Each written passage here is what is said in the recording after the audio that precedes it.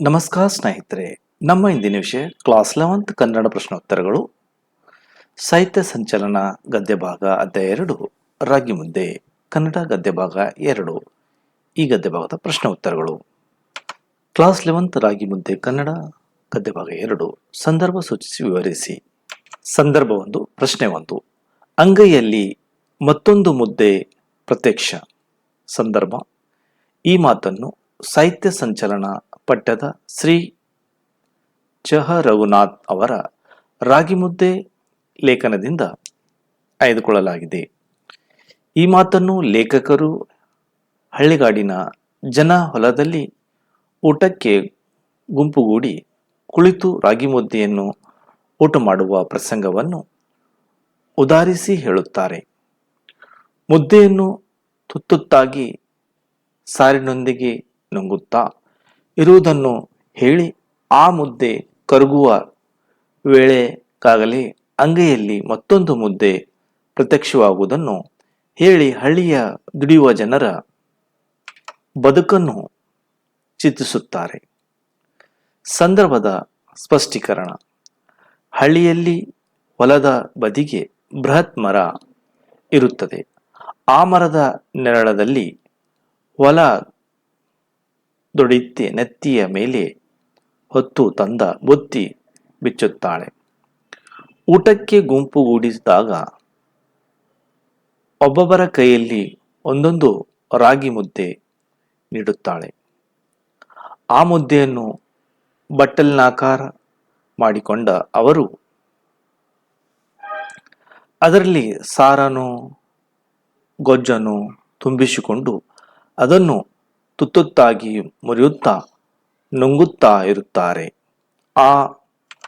ಆ ಮುದ್ದೆ ಕರಗುವ ವೇಳೆಗಾಗಲೇ ಅಂಗೈಯಲ್ಲಿ ಮತ್ತೊಂದು ಮುದ್ದೆ ಪ್ರತ್ಯಕ್ಷವೆಂದು ಲೇಖಕರು ಆ ಪ್ರಸಂಗ ನೆನಪಿಸಿ ಹೇಳುತ್ತಾರೆ. ಇದು ಹಳ್ಳಿಯ ದುಡಿಯುವ ಜನರ ಬದುಕೆಂದು ಲೇಖಕರು ಇಲ್ಲಿ ನೈಜ ಚಿತ್ರೀಕರಣ ಕೊಡುತ್ತಾರೆ.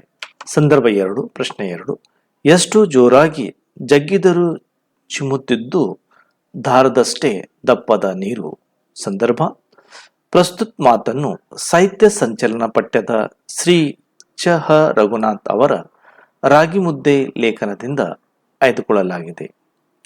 ಈ ಮಾತನ್ನು ಲೇಖಕರು ತಮ್ಮ ಬಾಲ್ಯದಿಂದ ದಿನಗಳನ್ನು ನೆನಪಿಸಿಕೊಂಡು ಅವರ ಊರಿನ ಹೊಲವೊಂದರಲ್ಲಿ ಕಸ ಮುಸುರೆ ಮಾಡುತ್ತಿದ್ದ ಕರಿಯ ನೀರಿಗಾಗಿ ಅವರ ಮನೆ ಹತ್ತಿರದ ಬೋರ್ವೆಲ್ಗೆ ಬರುತ್ತಿದ್ದ ಪ್ರಸಂಗ ನೆನಪಿಸಿಕೊಂಡು ಬೋರ್ವೆಲ್ನಿಂದ ನೀರು ಹೆಚ್ಚು ಬರುತ್ತಿರಲಿಲ್ಲವೆಂದು ತಿಳಿಸುತ್ತಾ ಈ ಮೇಲಿನ ಮಾತನ್ನು ಹೇಳುತ್ತಾರೆ.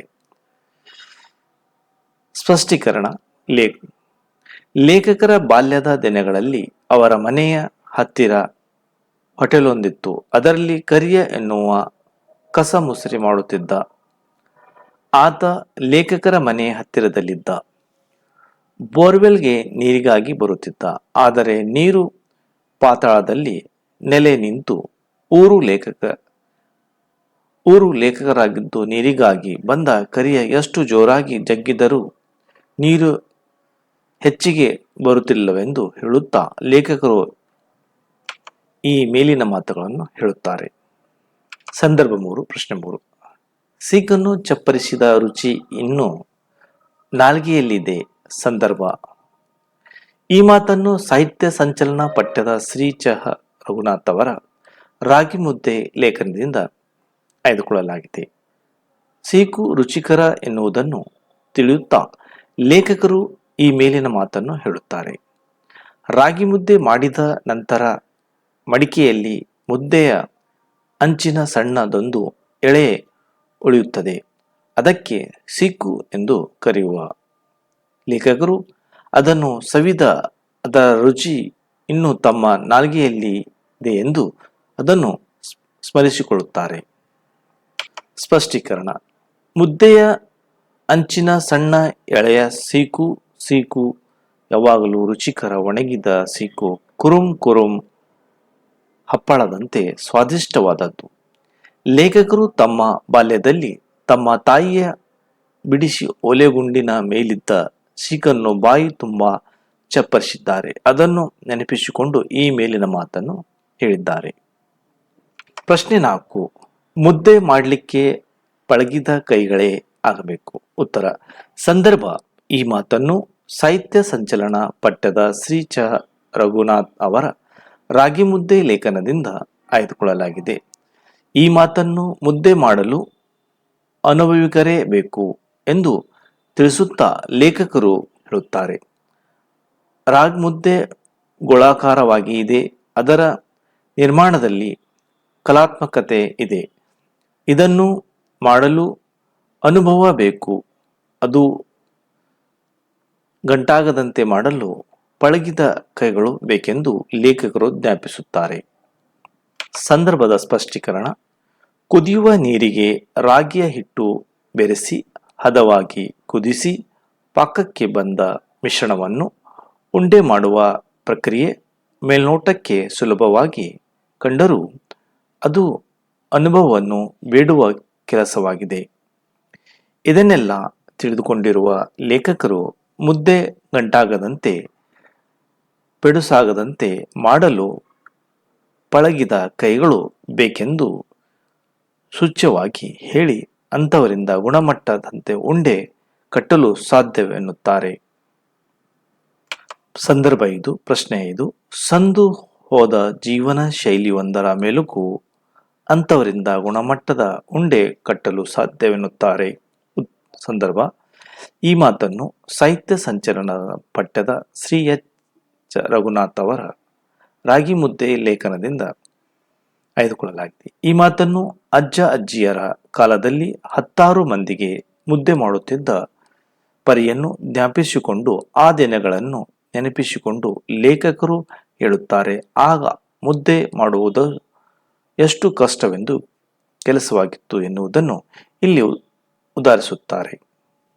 ಸಂದರ್ಭದ ಸ್ಪಷ್ಟೀಕರಣ. ಲೇಖಕರು ತಮ್ಮ ತಾತನ ದೊಡ್ಡಿಯಂತಹ ಮನೆಯಲ್ಲಿ 10 ಮಂದಿಗೆ ದೊಡ್ಡ ಬಾನಿನಲ್ಲಿ ಪಾತ್ರೆಯಲ್ಲಿ ಮುದ್ದೆ ಮಾಡುತ್ತಿದ್ದ ದಿನಗಳ ಕಥೆಯನ್ನು ಅವನ ಬಾಯಿಯಲ್ಲಿ ಕೇಳಿದ್ದಾರೆ. ದೇಹದ ಶಕ್ತಿ ಎಷ್ಟನ್ನು ಕ್ರೋಢೀಕರಿಸಿ ದೊಡ್ಡ ಕಟ್ಟಿಗೆಯಲ್ಲಿ ಮುದ್ದೆಯನ್ನು ಹೆಸರನ್ನು ತೊಳಿಸುವುದು ಅಷ್ಟು ಕಷ್ಟದ ಕೆಲಸ. ಕೆಲವೊಮ್ಮೆ ಏನೋ ಮಾಡಲು ಹೋಗಿ ಹೆಸರೆಲ್ಲ ಓಲೆ ಪಾಲಾಗಿ ಬಿಡುತ್ತಿತ್ತು.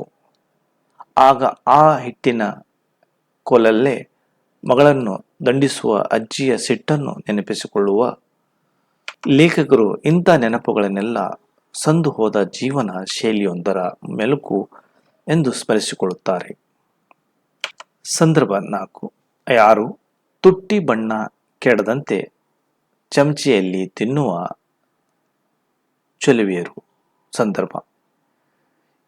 ಈ ಮಾತನ್ನು ಸಾಹಿತ್ಯ ಸಂಚಲನದ ಪಠ್ಯದ ಶ್ರೀ ಚ. ರಘುನಾಥ್ ಅವರ ರಾಗಿ ಮುದ್ದೆ ಲೇಖನದಿಂದ ಆಯ್ದುಕೊಳ್ಳಲಾಗಿದೆ. ಈ ಮಾತನ್ನು ಜರ್ಮನಿಯಲ್ಲಿ ಜರುಗಿದ ವಿಶ್ವಕಪ್ ಫುಟ್ಬಾಲ್ ಪಂದ್ಯಾವಳಿಯಲ್ಲಿ ಕ್ರೀಡಾಂಗಣದ ಕಚೇರಿ ಕ್ಯಾಂಟೀನ್ನಲ್ಲಿ ಮುದ್ದೆ ರಾಗಿ ಬಾಲಗಳನ್ನು ತಿನ್ನುವುದಕ್ಕಾಗಿ ಮಾಡತೊಡಗಿದರು. ಅವನು ತಟ್ಟೆಯಲ್ಲಿ ಇಟ್ಟುಕೊಂಡ ನಾಜೂಕಾಗಿ ತಿನ್ನುತ್ತಿದ್ದ ಚೆಲುವೆಯರ ರೀತಿಯನ್ನು ಗಮನಿಸಿ ಲೇಖಕರು ಈ ಮೇಲಿನ ಮಾತನ್ನು ಹೇಳಿದ್ದಾರೆ. ಸಂದರ್ಭದ ಸ್ಪಷ್ಟೀಕರಣ. ಮುದ್ದೆಗೆ ಇಂಗ್ಲಿಷ್ನಲ್ಲಿ ರಾಗಿ ಬಾಲ್ ಎನ್ನುತ್ತಾರೆ. ಜರ್ಮನಿಯಲ್ಲಿ ವಿಶ್ವಕಪ್ ಫುಟ್ಬಾಲ್ ಪಂದ್ಯಾವಳಿ ನಡೆದಾಗ ಕ್ರೀಡಾಂಗಣದ ಕಚೇರಿ ಕ್ಯಾಂಟೀನ್ನಲ್ಲಿ ವಾರಕ್ಕೆ 2 ದಿನ ಮುದ್ದೆ ಮಾಡುವ ನಿರ್ಣಯ ಮಾಡಿ ಕ್ಯಾಂಟೀನಿನ ಮೆನು ಫಲಕದ ಪಟ್ಟಿಯಲ್ಲಿ ರಾಗಿ ಬಾಲ್ ಎನ್ನುವ ಹೆಸರು ಸೇರಿಸುತ್ತಾರೆ. ಅಲ್ಲಿ ತಯಾರಾದ ಈ ಬಾಲ್ಗಳನ್ನು ತಟ್ಟೆಯಲ್ಲಿ ಇಟ್ಟುಕೊಂಡು ತಿನ್ನುತ್ತಿದ್ದ ಚೆಲುವೆಯರನ್ನು ಕುರಿತು ಲೇಖಕರು ಈ ಮೇಲಿನಂತೆ ಮಾತನ್ನು ಹೇಳುತ್ತಾರೆ. ಸಂದರ್ಭ 7. ಅದು ಪದಗಳಿಗೆ ನಿಲುಕದ ರಾಸಾನುಭವ. ಸಂದರ್ಭ. ಈ ಮಾತನ್ನು ಸಾಹಿತ್ಯ ಸಂಚಲನ ಪಠ್ಯದ ಶ್ರೀ ಚ. ರಘುನಾಥ್ ಅವರ ರಾಗಿ ಮುದ್ದೆ ಲೇಖನದಿಂದ ಆಯ್ದುಕೊಳ್ಳಲಾಗಿದೆ. ರಾಗಿ ಮುದ್ದೆಯನ್ನು ವಿವಿಧ ಸಾರುಗಳೊಂದಿಗೆ ಸೇರಿಸಿ ಊಟ ಮಾಡುವ ಸಿಗುವ ವಿಶಿಷ್ಟ ರುಚಿಯನ್ನು ನೆನಪಿಸಿಕೊಂಡು ಲೇಖಕರು ಮೇಲಿನ ಮಾತನ್ನು ಹೇಳುತ್ತಾರೆ. ಆಯಾ ಸಾರಿನೊಂದಿಗೆ ಮುದ್ದೆಯನ್ನು ಮೆದ್ದಿ ಮೆಲ್ಲುವ ಆನಂದವನ್ನು ಅನುಭವಿಸಿದವರೇ ಬಲ್ಲರು. ಎಂದು ಹೇಳುತ್ತಾ ಲೇಖಕರು ಈ ಮೇಲಿನ ಮಾತನ್ನು ನುಡಿಯುತ್ತಾರೆ. ಸ್ಪಷ್ಟೀಕರಣ: ರಾಗಿ ಮುದ್ದೆ ಸೋಪಿನ ಸಾರಿಗೆ ಹೇಳಿ ಮಾಡಿಸಿದ ಜೊತೆ ಹಾಗೆ ನೋಡಿದರೆ ಮುದ್ದೆಗೆಲ್ಲ ಹೆಸರಿನೊಂದಿಗೆ ಹೊಂದಿಕೊಳ್ಳುವ ಗುಣವಿದೆ. ಕಿವುಚಿದ್ದ ಸಾರು, ಸೋಪು ಸಾರು, ಮೊಳಕೆ ಹೊಡೆದ ಸುರುಳಿಯ ಕಾಳು ಸಾರು, ಉಪ್ಪು, ಮೆಣಸಿನಕಾಯಿ ಗೊಜ್ಜು, ಕೋಳಿಸಾರು, ನೀರು, ಮಜ್ಜಿಗೆ ಹೀಗೆ ಎಲ್ಲಕ್ಕೂ ರಾಗಿ ಮುದ್ದೆ ಅನುರೂಪ ಜೋಡಿಯಾಗುತ್ತದೆ. ಅದಕ್ಕಾಗಿಯೇ ವಿವಿಧ ಸಾರುಗಳಲ್ಲಿ ಅದನ್ನು ಮೆಲ್ಲುವ ಆನಂದದ ಅನುಭವಿಸಿದವರಿಗೆ ಗೊತ್ತು ಎಂದು ಹೇಳುತ್ತಾ ಲೇಖಕರು ಈ ಮೇಲಿನ ಮಾತನ್ನು ಉದಾಹರಿಸುತ್ತಾರೆ. ಸಂದರ್ಭ 8. ಪ್ರಶ್ನೆ 8. ನನ್ನ ದೇಹದ ಮೇಲೆ ಒಂದು ಮುಷ್ಟಿ ರಾಗಿ ಸುರಿಯಿರಿ. ಸಂದರ್ಭ: ಈ ಮಾತನ್ನು ಸಾಹಿತ್ಯ ಸಂಚಲನ ಪಠ್ಯದ ಶ್ರೀ ಚ. ರಘುನಾಥ್ ಅವರ ರಾಗಿ ಮುದ್ದೆ ಲೇಖನದಿಂದ ಆಯ್ದುಕೊಳ್ಳಲಾಗಿದೆ. ರಾಗಿ ಲಕ್ಷ್ಮಣಯ್ಯ ಎಂದೇ ಹೆಸರಾಗಿದ್ದ ಡಾ ಸಿ. ಎಚ್. ಲಕ್ಷ್ಮಣವರ ತಮ್ಮ ಪತ್ನಿ ಬಳಿ ತಮ್ಮ ಕೊನೆಯ ಆಸೆಯಾಗಿರುವ ಈ ಮಾತನ್ನು ಹೇಳಿಕೊಂಡಿದ್ದಾರೆ. ರಾಗಿ ಲಕ್ಷ್ಮಣವರು ತಮ್ಮ ಕೊನೆಯ ದಿನಗಳಲ್ಲಿ ಅತಿ ಸೂಕ್ಷ್ಮವಾದ ಶಸ್ತ್ರಚಿಕಿತ್ಸೆಗೆ ಒಳಪಡಬೇಕಾಯಿತು. ರಾಗಿ ಪ್ರೇಮಿಯಾಗಿದ್ದ ಅವರ ಶಸ್ತ್ರಚಿಕಿತ್ಸೆ ಫಲಕಾರಿಯಾಗಲಿಲ್ಲ. ಆಗ ಅವರು ಮೆಲ್ಲನೆ ಮೇಲಿನ ತಮ್ಮ ಕೊನೆಯ ಆಸೆ ಮಾತನ್ನು ಪತ್ನಿ ಬಳಿ ಹೇಳಿಕೊಂಡಿದ್ದರು. ಸಂದರ್ಭದ ಸ್ಪಷ್ಟೀಕರಣ: ಅನಾರೋಗ್ಯ ಪೀಡಿತರಾದ ಸಂದರ್ಭದಲ್ಲಿ ಲಕ್ಷ್ಮಣವರು ರಾಗಿ ಧಾನ್ಯವನ್ನು ಮರೆಯಲಿಲ್ಲ. ಕೊನೆಯ ದಿನಗಳಲ್ಲಿ ಸೂಕ್ಷ್ಮ ಶಸ್ತ್ರಚಿಕಿತ್ಸೆ ಅವರು ಒಳಪಟ್ಟರು. ಹಾಗಿದ್ದರೂ ರಾಗಿ ಸಂಶೋಧನೆ ಅವರ ಮನದಾಳದಲ್ಲಿ ಪ್ರಬಲವಾಗಿತ್ತು. ತಮಗೇನಾದರೂ ಆದರೆ ಎನ್ನುವ ಚಿಂತೆ ಬಾಧಿಸಿ ಅವರು ತಮ್ಮ ಅಂತ್ಯ ಸಂಸ್ಕಾರಕ್ಕೆ ಮೊದಲು ನನ್ನ ದೇಹದ ಮೇಲೆ ಒಂದು ಮುಷ್ಟಿ ರಾಗಿ ಸುರಿಯಿರಿ ಎಂದು ತಮ್ಮ ಮನದಾಸೆಯನ್ನು ತೋಡಿಸಿಕೊಳ್ಳುತ್ತಾರೆ. ಅಂತೆ ಅವರನ್ನು ರಾಗಿ ಲಕ್ಷ್ಮಣಯ್ಯ ಎಂದು ಕರೆದು ಮಾತು ಯಥಾರ್ಥವಾಗಿದೆ. ಪ್ರಶ್ನೆ 2. ಒಂದು ವಾಕ್ಯದಲ್ಲಿ ಉತ್ತರಿಸಿರಿ. ಪ್ರಶ್ನೆ 1. ಗ್ರಾಮದ ಅಧಿದೇವತೆ ಯಾರು? ಉತ್ತರ: ಗ್ರಾಮದ ಅಧಿದೇವತೆ ನಾಗಮ್ಮ. ಪ್ರಶ್ನೆ 2. ಕಣ್ಣುಗಳಲ್ಲಿ ಯಾವುದರ ಸಾಲು ಚಿತ್ರಗಳು ಮೂಡಿಕೊಂಡವು? ಉತ್ತರ: ಹಸಿವಿನಿಂದ ಜೊಂಪು ಹತ್ತಿದ ಲೇಖಕರ ಕಣ್ಣುಗಳಲ್ಲಿ ಮುದ್ದೆ ಸಾಲು ಸಾಲು ಚಿತ್ರಗಳು ಮೂಡಿಕೊಂಡವು. ಪ್ರಶ್ನೆ 3. ಹೋಟೆಲ್ನಲ್ಲಿ ಕರಿಯ ಏನು ಕೆಲಸ ಮಾಡುತ್ತಿದ್ದ? ಉತ್ತರ: ಹೋಟೆಲ್ನಲ್ಲಿ ಕರಿಯ ಕಸ ಮುಸರಿ ಮಾಡುತ್ತಿದ್ದ. ಉತ್ತರ. ಪ್ರಶ್ನೆ 4. ಊರಿನ ನೀರು ಎಲ್ಲಿ ನೆಲೆ ನಿಂತಿತು? ಉತ್ತರ: ಊರಿನ ನೀರು ಪಾತಾಳದಲ್ಲಿ ನೆಲೆ ನಿಂತಿತು. ಪ್ರಶ್ನೆ 5. ನೀರಿಗಾಗಿ ಕರಿಯ ಏನು ತರುತ್ತಿದ್ದ? ಪ್ರಶ್ನೆ 5. ನೀರಿಗಾಗಿ ಕರಿಯ ಏನನ್ನು ತರುತ್ತಿದ್ದ? ಉತ್ತರ: ನೀರಿಗಾಗಿ ಕರಿಯ ದೊಡ್ಡದೊಂದು ಬಾನಿಯನ್ನೇ ತರುತ್ತಿದ್ದ. ಪ್ರಶ್ನೆ 6. ಬಡ ಮಕ್ಕಳ ಪಾಲಿಗೆ ಚಾಕ್ಲೇಟ್ ಯಾವುದು? ಉತ್ತರ: ಬಡ ಮಕ್ಕಳ ಪಾಲಿಗೆ ಸೀಕು ಚಾಕ್ಲೇಟ್ ಆಗಿದೆ. ಪ್ರಶ್ನೆ 7. ರಾಗಿಗೆ ಎಷ್ಟು ಸಾವಿರ ವರ್ಷಗಳ ಇತಿಹಾಸವಿದೆ? ಉತ್ತರ: ರಾಗಿಗೆ 4000 ವರ್ಷಗಳ ಇತಿಹಾಸವಿದೆ. ಪ್ರಶ್ನೆ 8. ರಾಗಿಯಲ್ಲಿನ ಸ್ವಲ್ಪವೇ ಬಿಡುಗಡೆಯಾಗುವ ಅಂಶ ಯಾವುದು? ಉತ್ತರ: ರಾಗಿಯಲ್ಲಿ ಸ್ವಲ್ಪ ಬಿಡುಗಡೆಯಾಗುವ ಅಂಶ ಕಾರ್ಬೋಹೈಡ್ರೇಟ್. ಪ್ರಶ್ನೆ 9. ಅಕ್ಕಿ ಗೋಧಿಗೆ ಹೋಲಿಸಿದರೆ ರಾಗಿ ಎಷ್ಟು ಪಟ್ಟು ಹೆಚ್ಚು ಪೌಷ್ಟಿಕವಾಗಿದೆ? ಉತ್ತರ: ಅಕ್ಕಿ ಗೋಧಿಗೆ ಹೋಲಿಸಿದರೆ ರಾಗಿ 8 ಪಟ್ಟು ಹೆಚ್ಚು ಪೌಷ್ಟಿಕ. ಪ್ರಶ್ನೆ 10. Doctor C. ಎಚ್. ಲಕ್ಷ್ಮಣಯ್ಯ ಅವರು ತಮ್ಮ ಪತ್ನಿಗೆ ಹೇಳಿಕೊಂಡ ಕೊನೆಯ ಆಸೆ ಯಾವುದು? ಉತ್ತರ: ಅಂತ್ಯ ಸಂಸ್ಕಾರಕ್ಕೆ ಮೊದಲು ನನ್ನ ದೇಹದ ಮೇಲೆ ಒಂದು ಮುಷ್ಟಿ ರಾಗಿ ಸುರಿಯಿರಿ ಎಂಬುದು ಡಾಕ್ಟರ್ ಸಿ. ಎಚ್. ಲಕ್ಷ್ಮಣವರ ತಮ್ಮ ಪತ್ನಿಗೆ ಹೇಳಿಕೊಂಡ ಕೊನೆಯ ಆಸೆಯಾಗಿತ್ತು. ಪ್ರಶ್ನೆ 3. 2-3 ವಾಕ್ಯದಲ್ಲಿ ಉತ್ತರಿಸಿ. ಪ್ರಶ್ನೆ 1. ಲೇಖಕರು ಹಾಗೂ ಅವರ ಅಣ್ಣನ ನಾಲಿಗೆಯ ಮೇಲೆ ನೀರಿರಲು ಕಾರಣವೇನು? ಉತ್ತರ: ಗ್ರಾಮದ ಅಧಿದೇವತೆಗೆ ನಾಗಮ್ಮನ ದೇವಾಲಯಕ್ಕೆ ಮಗಳ ಚೋಲಕ್ಕಾಗಿ ಅಣ್ಣನೊಂದಿಗೆ ಬಂದಿದ್ದ ಲೇಖಕರು ದೇಗುಲ ರಸ್ತೆ ಮೇಲೆ ಕೂತಿದಾಗ ಹಿತವಾದ ಪರಿಮಳ ಮೂಗು ಮನಸ್ಸನ್ನು ಆವರಿಸುತ್ತದೆ. ದೇಗುಲಕ್ಕೆ ಹೊಂದಿಕೊಂಡಿದ್ದ ಕಟ್ಟಡ ನಿರ್ಮಾಣಕ್ಕಾಗಿ ಬಂದಿದ್ದ ಶ್ರಮಿಕರ ಗುಂಪು ಮರದ ನೆರಳಿನಲ್ಲಿ ಬುತ್ತಿ ಬಿಚ್ಚಿದಾಗ ಮುದ್ದೆ ಹಾಗೂ ಕಿವುಚಿದ ಸಾರಿನ ವಾಸನೆ ಮನೆ ಸೆಳೆಯುತ್ತದೆ. ಮುದ್ದೆ ಮುರಿಯುತ್ತಾ ತುತ್ತುಗಳನ್ನು ಸಾರಿನಲ್ಲಿ ಹೊರಡಿಸುತ್ತಾ ಅವರು ನುಂಗುತ್ತಿದ್ದರೆ ಲೇಖಕರು ಹಾಗೂ ಅವಳ ಅಣ್ಣನ ನಾಲಿಗೆಯ ಮೇಲೆ ನೀರೊಡೆಯುತ್ತದೆ. ಪ್ರಶ್ನೆ 2. ನಮ್ಮ ಯಾವ ಜಿಲ್ಲೆಗಳು ರಾಗಿಯ ಕಣಜಗಳಾಗಿವೆ? ಉತ್ತರ: ನಮ್ಮ ಮಂಡ್ಯ, ಮೈಸೂರು, ತುಮಕೂರು, ಕೋಲಾರ ಜಿಲ್ಲೆಗಳು ರಾಗಿಯ ಕಣಜಗಳಾಗಿವೆ.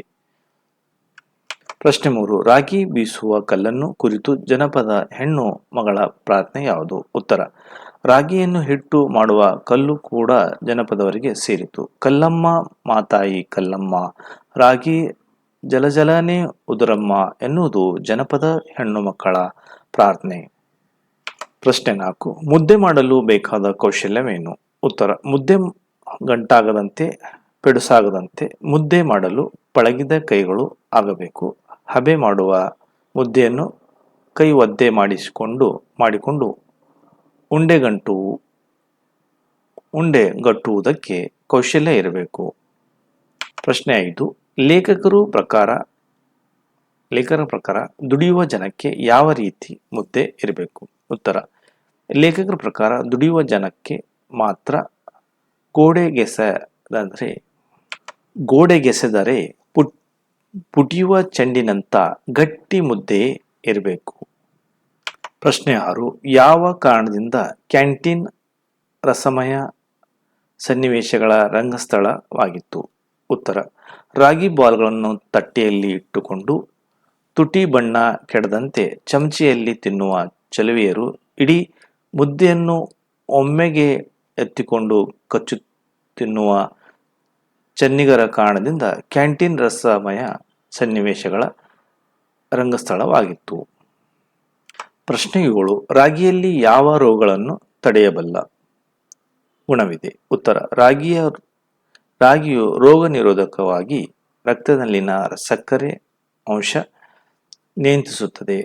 ಪ್ರತ್ಯಾಮ್ಲ ಗುಣವನ್ನು ರಾಗಿ ಹೊಂದಿರುವುದರಿಂದ ರಾಗಿ ತಿನಿಸು ದೇಹಕ್ಕೆ ತಂಪು. ರಾಗಿಯಲ್ಲಿನ ಹೃದಯದ ಬೇನೆ ಹಾಗೂ ಕ್ಯಾನ್ಸರ್ ತಡೆಗಟ್ಟಬಲ್ಲ ಔಷಧಿ ಗುಣಗಳಿವೆ. ಪ್ರಶ್ನೆ 8. ಮುದ್ದೆಯ ಕುರಿತು ಕೋಮಲಾಂಗಿಯರಿಗೆ ಇರುವ ಹೆದರಿಕೆ ಯಾವುದು? ಉತ್ತರ: ಮುದ್ದೆಯ ಬಣ್ಣ ಮೈಬಣ್ಣ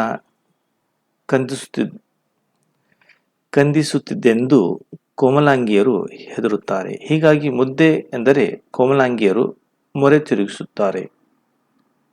4ನೇ ಭಾಗ. 5 ವಾಕ್ಯದಲ್ಲಿ ಉತ್ತರಿಸಿ. ಪ್ರಶ್ನೆ 1.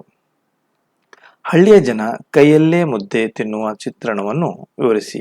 ಉತ್ತರ: ಹಳ್ಳಿಯ ಹೊಲದ ಬದಿಯ ಬೃಹತ್ ಮರದ ನೆರಳದಲ್ಲಿ ಹೊಲ ತೊಡಿತಿದ್ದ ತಾನು ತನ್ನ ಬುತ್ತಿ ಬಿಚ್ಚಿ ಮಧ್ಯಾಹ್ನದ ಊಟಕ್ಕೆ ಗುಂಪು ಕೂಡಿದ ಒಬ್ಬೊಬ್ಬರ ಕೈಯಲ್ಲಿ ಒಂದೊಂದು ರಾಗಿ ಮುದ್ದೆ ನೀಡುತ್ತಾಳೆ. ಅವರ ಮುದ್ದೆಯನ್ನು ಅದು ಮುತ್ತ ಇಡೀ ಮುದ್ದೆಯನ್ನು ಬಟ್ಟಲಿನಾಕಾರಕ್ಕೆ ಬದಲಿಸುತ್ತಾರೆ. ಆ ಮುದ್ದೆ ಗುಂಡಿಯಲ್ಲಿ ಸಾರನೋ ಗೊಜ್ಜನೋ ತುಂಬಿಸಿಕೊಂಡು ಎಡಗೈ ಅಂಗೈ ಕುಣಿಯಲ್ಲಿ ಪವಡಿಸಿದ ಮುದ್ದೆಯ ಮೇಲ್ಭಾಗದಿಂದ ತುತ್ತು ತುತ್ತಾಗಿ ಮುರಿಯುತ್ತಾ ನುಂಗುತ್ತಾ ಇರುತ್ತಾರೆ. ಮುದ್ದೆ ಕರಗುವ ವೇಳೆಗಾಗಲಿ ಅಂಗೈಯಲ್ಲಿ ಮತ್ತೊಂದು ಮುದ್ದೆ ಪ್ರತ್ಯಕ್ಷವಾಗಿರುತ್ತದೆ. ಇದು ಹಳ್ಳಿ ಜನ ಕೈಯಲ್ಲೇ ಮುದ್ದೆ ತಿನ್ನುವ ಚಿತ್ರಣ. ಪ್ರಶ್ನೆ 2. ಕರಿಯನ ಜೀವನ ಹೇಗಿತ್ತು? ಜನರು ಅವನನ್ನು ಕಾಣುವ ರೀತಿಯನ್ನು ಲೇಖಕರು ಹೇಗೆ ವಿವರಿಸಿದ್ದಾರೆ? ಉತ್ತರ: ಕರಿಯ ಲೇಖಕರ ಬಾಲ್ಯದಿಂದ ದಿನಗಳ ನೆನಪಿನಲ್ಲಿ ಅಷ್ಟೊತ್ತಿರುವ ವ್ಯಕ್ತಿ. ಲೇಖಕರ ಅಪ್ಪ ಮೇಷ್ಟ್ರಾಗಿದ್ದ ದಿನಗಳಲ್ಲಿ ಊರಿನ ಹೋಟೆಲೊಂದರಲ್ಲಿ ಕರಿಯ ಕಸ ಮುಸುರೆ ಬಳಿಯುತ್ತಿದ್ದ. ನೋಡಲು ಕಪ್ಪಾಗಿದ್ದ ಆತ ದೊಡ್ಡ ರಾಗಿ ಮುದ್ದೆಯ ಹಾಗೆ ಕಾಣುತ್ತಿದ್ದ. ಲೇಖಕರ ಕೊನೆಯ ಪಕ್ಕದಲ್ಲಿದ್ದ ಬೋರ್ವೆಲ್ಗೆ ನೀರಿಗಾಗಿ ದೊಡ್ಡ ಬಾನಿ ತೆಗೆದುಕೊಂಡು ಕರಿಯ ಬರುತ್ತಿದ್ದ. ಬೋರ್ವೆಲ್ ಅನ್ನು ಜೋರಾಗಿ ಜಗ್ಗಿ ಮಣ್ಣಿನ ಹರವಿ ತುಂಬಿಸಿಕೊಂಡು ಅದನ್ನು ಸಲೀಸವಾಗಿ ಭುಜದ ಮೇಲೇರಿಸಿಕೊಂಡು ಕರಿಯ ಸಾಗಿದರೆ ಎರಡು ಬೃಹತ್ ಗುಡಾಣಗಳು ಒಟ್ಟಿಗೆ ರಸ್ತೆಯನ್ನೆಲ್ಲ ಸಾಗುತ್ತಿರುವಂತೆ ಜನಕ್ಕೆ ಭಾಸವಾಗುತ್ತಿತ್ತು. ಪ್ರಶ್ನೆ 3. ರಾಗಿ ಮುದ್ದೆ ಕುರಿತು ಇರುವ 10 ಮೆಚ್ಚುಗೆಯ ನಂಬಿಕೆ ಮಾತುಗಳಾವು? ಉತ್ತರ: ರಾಗಿ ಮುದ್ದೆ ಕುರಿತು ಹಲವು ಮೆಚ್ಚುಗೆಯ ಮಾತುಗಳಿವೆ. ಅಕ್ಕಿ ಗೋಧಿ ಹೋಲಿಸಿದರೆ ರಾಗಿ 8-10 ಪಟ್ಟು ಹೆಚ್ಚು ಪೌಷ್ಟಿಕವಾಗಿದೆ. ರೋಗ ನಿರೋಧಕವಾದ ಇದು ರಕ್ತದಲ್ಲಿನ ಸಕ್ಕರೆ ಅಂಶವನ್ನು ನಿಯಂತ್ರಿಸುತ್ತದೆ. ಪ್ರತ್ಯಾಮ್ಲ ಗುಣ ಹೊಂದಿದ್ದರಿಂದ ರಾಗಿ ತಿನಿಸುವ ದೇಹಕ್ಕೆ ತಂಪಾಗಿದೆ. ರಾಗಿಯಲ್ಲಿ ಹೃದಯದ ಬೇನೆ ಹಾಗೂ ಕ್ಯಾನ್ಸರ್ ತಡೆಗಟ್ಟಲು ಔಷಧೀಯ ಗುಣಗಳಿವೆ. ತೆಳ್ಳಗಾಗಬೇಕೆನ್ನುವರಿಗೆ ರಾಗಿ ಮುದ್ದೆ ಹೇಳಿ ಮಾಡಿಸಿದ ಊಟವಾಗಿದೆ. ಹೀಗೆ ಹೆಚ್ಚುಗೆಯ ಹಾಗೂ ನಂಬಿಕೆಯ ಮಾತುಗಳಿವೆ. ಪ್ರಶ್ನೆ 4. ರಾಗಿ ಮುದ್ದೆ ಯಾವ ಬಗೆಯ ಸಾರುಗಳ ಜೊತೆ ಸೇರಿ ಎಂತಹ ರಸಾನುಭವವನ್ನು ಸೃಷ್ಟಿಸುತ್ತದೆ? ವಿವರಿಸಿ. ಉತ್ತರ: ರಾಗಿ ಮುದ್ದೆಗೂ ಸೊಪ್ಪಿನ ಸಾರಿಗೂ ಹೇಳಿ ಮಾಡಿಸಿದ ಜೊತೆ ಇದೆ. ಮುದ್ದೆ ಯಾವುದೇ ಹೆಸರಿನೊಂದಿಗಾದರೂ ಹೊಂದಿಕೊಳ್ಳುತ್ತದೆ. ಕಿವುಚಿದ್ದ ಸಾರು, ಸೊಪ್ಪಿನ ಸಾರು, ಮೊಳಕೆ ಒಡೆದ ಹುರುಳಿಕಾಳು ಸಾರು, ಉಪ್ಪು ಮೆಣಸಿನಕಾಯಿ ಗೊಜ್ಜು, ಕೋಳಿ ಸಾರು ಹೀಗೆ ಎಲ್ಲ ಸಾರಿನೊಂದಿಗೆ ರಾಗಿ ಹಿಟ್ಟು ಅನುರೂಪ ಜೋಡಿಯಾಗುತ್ತದೆ. ಪ್ರಶ್ನೆ 5. ಡಾಕ್ಟರ್ ಸಿ ಎಚ್ ಲಕ್ಷ್ಮಣ್ಣಯ್ಯ ಅವರು ರಾಗಿ ಸಂಶೋಧನೆಯ ಮತ್ತು ರಾಗಿ ಪ್ರೀತಿಯನ್ನು ವಿವರಿಸಿ. ಉತ್ತರ: ಡಾಕ್ಟರ್ ಸಿ ಎಚ್ ಲಕ್ಷ್ಮಣ್ಣಯ್ಯನವರು ಕನ್ನಡ ನಾಡಿನ ರೈತರ ನಡುವೆ ರಾಗಿ ಲಕ್ಷ್ಮಣ್ಣಯ್ಯ ಎಂದೇ ಹೆಸರು ವಾಸವಾಗಿದ್ದರು. ರಾಗಿ ಸಂಶೋಧನೆ ಕೈಗೊಂಡ ಸಂಪರ್ಕ ಪದ್ಧತಿ ಎನ್ನುವ ತಮ್ಮ ನೂತನ ಪರಿಕಲ್ಪನೆಯ ಮೂಲಕ ಹೊಸ ತಳಿಗೆ ಅನ್ವೇಷಣೆಗೆ ತೊಡಗಿ ಮೈಸೂರು ಹಾಗೂ ತಮಿಳುನಾಡಿನ ತಳಿಗಳನ್ನು ಬಳಸಿಕೊಂಡು ಅದ್ಭುತ ಯಶಸ್ಸು ಪಡೆದರು. ಅದೇ ಕರ್ನಾಟಕದ ರಾಗಿ ಕ್ರಾಂತಿ ವರ್ಷದ ಎಲ್ಲ ಅವಧಿಯಲ್ಲಿ ಬೆಳೆಯಬಹುದಾದ ಕಡಿಮೆ ಅವಧಿ ಕಡಿಮೆ ನೀರಿನಲ್ಲಿ ಬೆಳೆಯುವ ಹೊಸ ತಳಿಗಳನ್ನು ಅಭಿವೃದ್ಧಿಪಡಿಸಿದರು. ಅನಾರೋಗ್ಯ ಪೀಡಿತರಾದ ರಾಗಿ ಧ್ಯಾನ ಮರೆಯದೆ ರಾಗಿ ಪ್ರೇಮಿ ಆಗಿದ್ದ ಅವರು ತಮ್ಮ ಮಡದಿಗೆ ಅಂತ್ಯ ಸಂಸ್ಕಾರಕ್ಕೆ ಮೊದಲು ನನ್ನ ದೇಹದ ಮೇಲೆ ಒಂದು ಮುಷ್ಟಿ ರಾಗಿ ಸುರಿಯಿರಿ ಎಂದು ತಮ್ಮ ಕೊನೆಯ ಆಸೆ ಹೇಳಿಕೊಂಡಿದ್ದರು. ಗದ್ಯಭಾಗ 2. ರಾಗಿ ಮುದ್ದೆ. ಲೇಖಕರ ಪರಿಚಯ. ಚಹ ರಘುನಾಥ್. ಲೇಖಕರ ಪರಿಚಯ. ಪ್ರಜಾವಾಣಿ ದಿನಪತ್ರಿಕೆ ಉಪಸಂಪಾದಕರಾಗಿ ಸೇವೆ ಸಲ್ಲಿಸುತ್ತಿರುವ ಚ. ರಘುನಾಥ್ ಇವರು ತುಮಕೂರು ಜಿಲ್ಲೆಯ ಮಧುಗಿರಿ ತಾಲೂಕಿನ ಹರಳಾಪುರದವರು. ತಮ್ಮ ಲೇಖನ, ಕತೆ, ಕಾವ್ಯಗಳ ಮೂಲಕ ಕನ್ನಡ ಸಾರಸ್ವತ ಲೋಕಕ್ಕೆ ಹಲವು ಕೃತಿಗಳ ಕೊಡುಗೆಯನ್ನು ನೀಡಿದ್ದಾರೆ.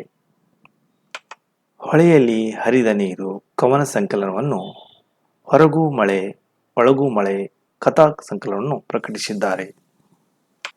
ಇವರ ಸಾಹಿತ್ಯ ಸೃಷ್ಟಿಗೆ, ಕೃಷಿಗೆ ಇವರಿಗೆ ಹಲವಾರು ಪ್ರಶಸ್ತಿಗಳು ದೊರಕಿವೆ. ಕಥಾರಂಗಕ್ಕೆ ಪ್ರಶಸ್ತಿ, ವಸುದೇವ ಗೋಪಾಲಂ ದತ್ತನಿಧಿ ಬಹುಮಾನ, ಕೆ. ಸಾಂಬಶಿವಪ್ಪ ಸ್ಮಾರಕ ಪ್ರಶಸ್ತಿ ಹಾಗೂ ಕರ್ನಾಟಕ ಸಾಹಿತ್ಯ ಅಕಾಡೆಮಿ ಪ್ರಶಸ್ತಿಗಳು ಇವರಿಗೆ ಸಂಧಿಸಿವೆ. ಹಳ್ಳಿಯ ಬದುಕನ್ನು, ರಾಗಿ ಮುದ್ದೆಗಿರುವ ಮಹತ್ವವನ್ನು ಲೇಖಕರು ಇಲ್ಲಿ ನೈಜವಾಗಿ ಚಿತ್ರಿಸಿ ರಾಗಿಯ ಮಹತ್ವವನ್ನು ಓದುಗರೊಂದಿಗೆ ಹಂಚಿಕೊಂಡಿದ್ದಾರೆ. ನಮ್ಮ ಜನಪದರು ಗಾದೆ ಮತ್ತು ಹಾಡುಗಳ ಮೂಲಕ ರಾಗಿಯ ಮಹತ್ವ ಕೊಂಡಾಡಿರುವ ಬಗೆಯನ್ನು ಲೇಖಕರು ಇಲ್ಲಿ ವಿಶದಪಡಿಸಿದ್ದಾರೆ. ಇಂದಿನ ಆಧುನಿಕ ರಾಗಿ ಕೃಷಿ ಪದ್ಧತಿಯನ್ನು ಲೇಖಕರು ಈ ಪ್ರಬಂಧದಲ್ಲಿ ಹಾಸ್ಯಮಯವಾಗಿ ಚಿತ್ರಿಸಿದ್ದಾರೆ. ರಾಗಿ ಮಹತ್ವದ ನಿರೂಪಣೆಯಲ್ಲಿ ಲೇಖನ ಓದುಗರ ಮನ ಗೆಲ್ಲುತ್ತದೆ. ಹೆಚ್ಚಿನ ಪ್ರಶ್ನೋತ್ತರಗಳಾಗಿ ಎಕ್ಸ್ಪರ್ಟ್ ಕರ್ ಅಕಾಡೆಮಿ ಯೂಟ್ಯೂಬ್ ಚಾನಲ್ಗೆ ಕ್ಲಿಕ್ ಮಾಡಿ ಬೇಕಾದ ವಿಡಿಯೋಗಳನ್ನು ಆಯ್ಕೆ ಮಾಡಿ ವಿಡಿಯೋಗಳನ್ನು ನೋಡಿ ಮತ್ತು ಸ್ನೇಹಿತರಿಗೆ ಹೇಳಿ. ಎಕ್ಸ್ಪರ್ಟ್ ಕರ್ academy admission open. Thank you for watching and subscribe. Share ಮಾಡಿ, ಲೈಕ್ ಮಾಡಿ. CBC NCERT classes admission open. Opposite Sainik School, First Gate, Habibnagar, Shastrinagar, Tarodi, Jaipur. Summer vacation ಬೇಸಿಗೆ ರಜೆ ತರಬೇತಿಗಳು ಪ್ರಾರಂಭವಾಗಿವೆ. Regular classes in every year. Class 10 Kannada medium, English medium, class 9, class 8, class 7 and class 6th, 5th, 4th, Navodaya, Sainik, Kittur coaching. The all competitive exam, Kannada medium and English medium coaching available. Spoken English class available. PUC per second arts coaching available. PUC per second commerce accountancy coaching available. PUC per second science, physics, chemistry, biology coaching available. ಒಮ್ಮೆ ಭೇಟಿ ಕೊಡಿ opposite Sainik school, Habib Nagar, Shastrinagar, Taradi, Jaipur. Share ಮಾಡಿ, like ಮಾಡಿ, subscribe ಆಗಿ. Share ಮಾಡಿ, like ಮಾಡಿ, subscribe ಆಗಿ. ಧನ್ಯವಾದಗಳು.